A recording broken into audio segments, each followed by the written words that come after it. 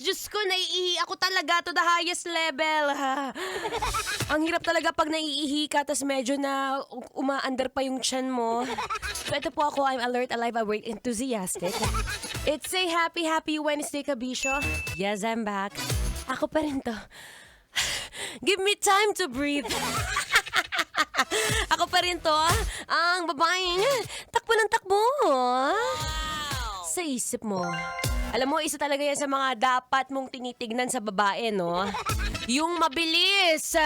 Mabilis tumakbo. Para kapag ka may date kayo, hindi siya nahuhuli. O kaya kapag may mga moment na gustong-gusto mo na siyang makita, present siya kagad.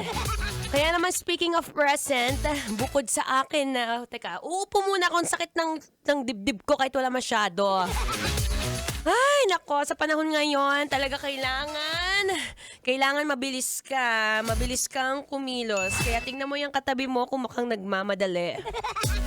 Tingnan mo siya kung medyo malalim ang iniisip niya at parang gusto niya nang makahanap ng isang inspirasyon.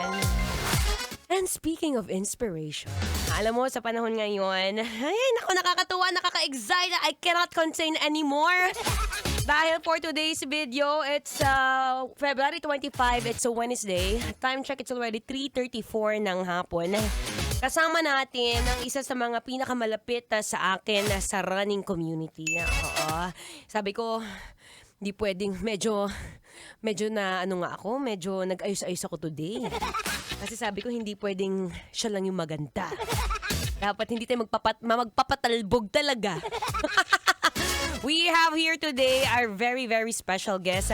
She is a triathlete. She is also one of the Aliwan Fiesta's queen last 2015. And she is also the Miss Aura International 2021. Walang iba kundi si Miss Alexandra Faith Garcia. Oy, sa mga nakakakilala sa kanya, bukod sa running community, naku, makikita nyo rin to, ubod ng ganda at isa po siyang beauty queen na triathlete. O kung mga imang tatanong, ano po yung triathlete? Isa siyang babae na kaya niyang tumakbo, kaya niya mag-bike, at kaya niya mag-swimming all at the same day. Diba? Grabe rin ang kanyang kapangyarihan at ang endurance ng taong ito. Kaya gusto kong malaman, paano niya kaya nagagawa ito ng sabay-sabay?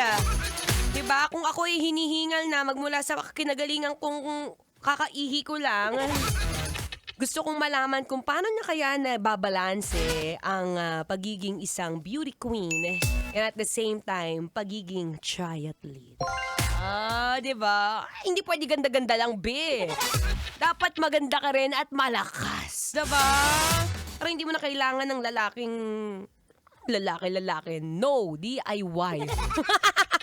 Anyway, ako po'y magbabalik maya-maya lamang. So, stay put, stay right there, and I'll insert my guest later. But for now, syempre tuloy-tuloy muna ang Feel Good Music, ang ngayong Feel Good Wednesday. Dito pa rin sa 90.7 Love Radio. Kailangan pa bang i-memorize yan? Basic. Metro's #1 Love Radio. Basic! Patikimin niyo yan. Wala kayong maririnig sa akin!